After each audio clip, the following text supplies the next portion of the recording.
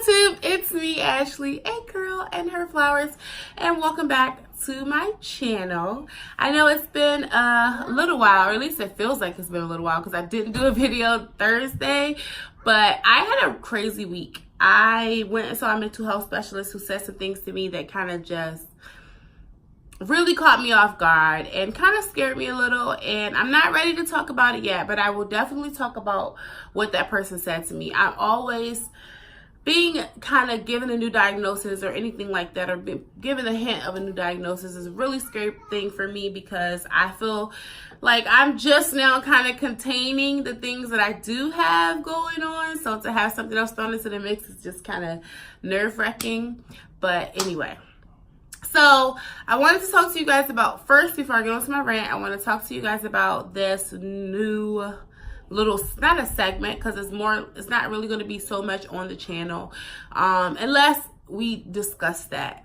So maybe I'll read some of these, but anyway, it's going to be called Dear Self. At least that's what I think it is. So what you're going to do is you're going to get a pen and paper, computer, whatever. You're going to write a letter to yourself, and that letter you're going to email it to me or mail it to me, and include a little note saying, I would like to get this letter back in this many days, or in this many months, or this many years, and I'm going to make it a point to send you your letter back. Before I explain why I want to do that, let me tell you what made me come up with the idea. I write letters to myself all the time, and then I go back and I read them, and they mean something. So, it means a lot to read a letter that I wrote to myself, explaining to myself something that I needed to hear. And I thought, what a great idea if you could get in the mail a letter from yourself from the past, maybe months ago or years ago, that just says, congratulations, you made it through, good luck, I'm so happy that we graduated, or whatever it is that you want to tell yourself, even if it's just to say, hey, you're deserving of love. I hope you're not still in that same relationship, or whatever the case may be, but just a letter to yourself. And I'm going to also include something from me when I mail you your letter back.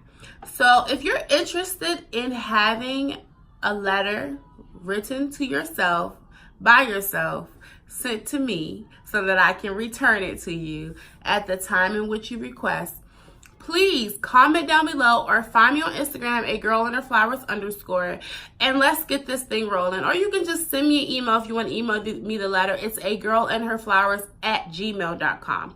And I think it's going to be like a really good, I think it's going to be cool. I have a really good feeling about this. So I'm hoping that it kind of goes really far, and I'm not overwhelmed by letters, but I want to have a good amount of letters, a few hundred letters that say, I want this letter back on this date and whatever, this time period. And yeah, so anyway, before I get into my normal rant, I just want to have a little heart-to-heart with you guys. So as you know, I have been single for a while because I give it to him.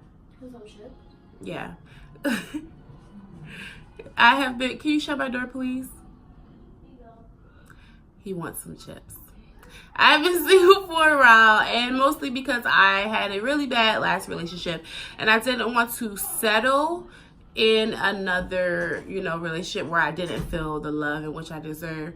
So first, let me say I'm still single, but I have met someone.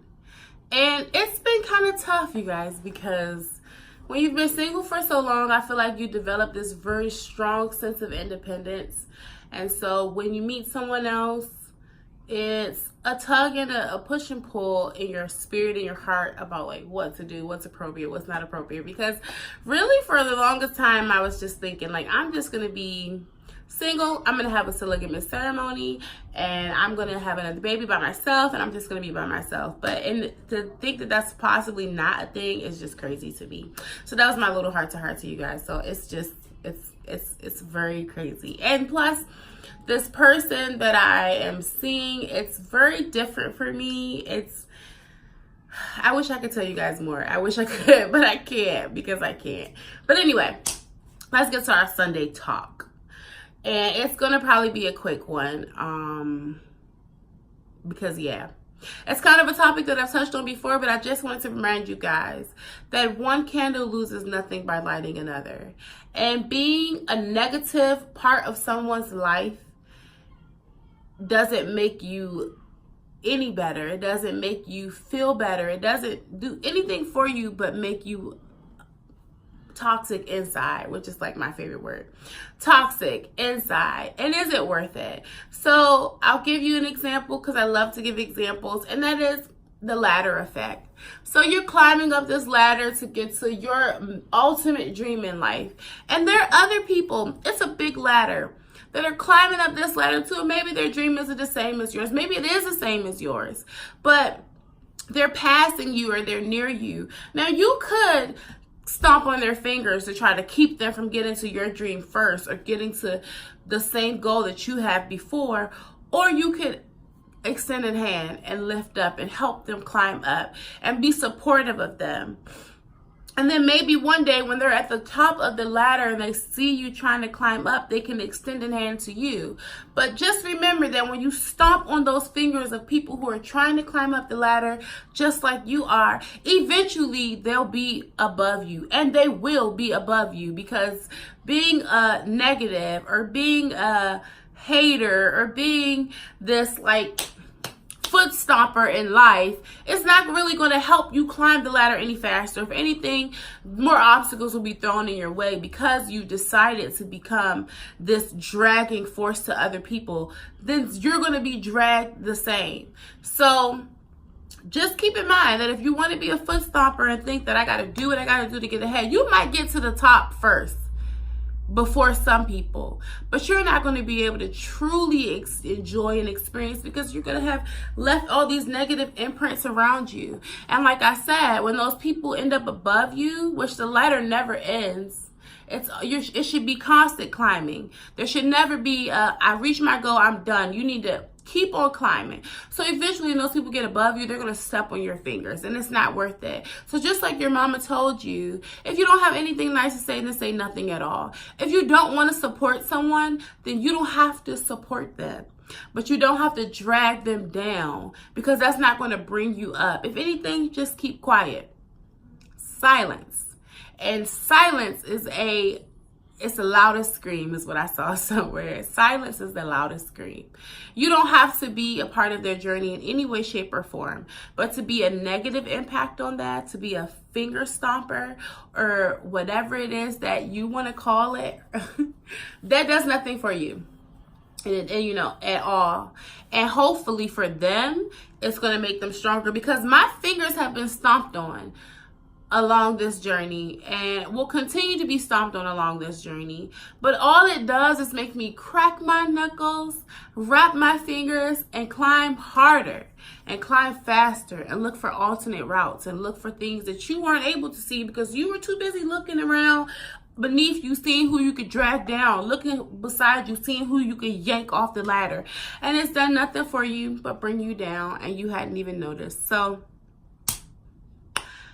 you don't have to be a hater. Just be silent or be non-supportive. But I do believe that supporting other people is also supporting yourself, because it feels so good to help someone else. And even if you just help with one piece of advice, when they get to where they need to be and know that you've helped them along the way, it's going to, first of all, it's going to make you feel so good about yourself, but also it's going to make them feel so wanting to help you and be a part of your success. So we can all be successful.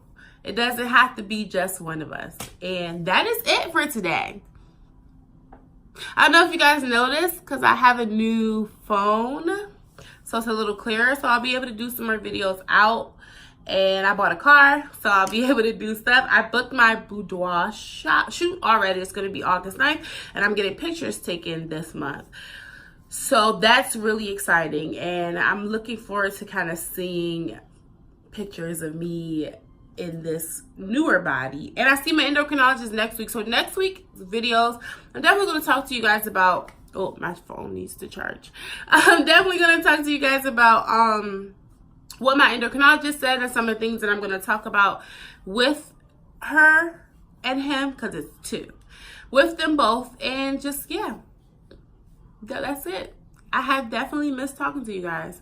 So if you're interested in sending me a letter, please don't forget, dear self. It'll definitely become like a thing. I'm even thinking about making an Instagram page for it.